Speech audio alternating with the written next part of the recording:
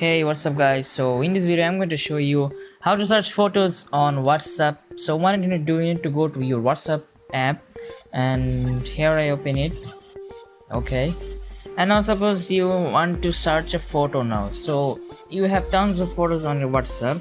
So what you need to do, you need to click on this search button, and then you can see there are lots of category coming up. One is photos, videos, links, GIFs, audios, documents. So what you need to do, you need to click on photos, and then you can see there are tons of photos I have in this WhatsApp. So what you need to do, if you want to find a specific photo, you will search the name on here. So suppose I'm just gonna show you with searching a letter. Well, let's search with S.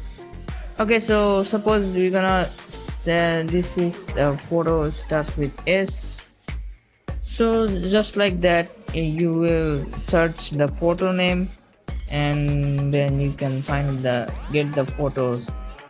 So yeah, that's how you will get it, guys. So thank you so much for watching. I will see you in the next video.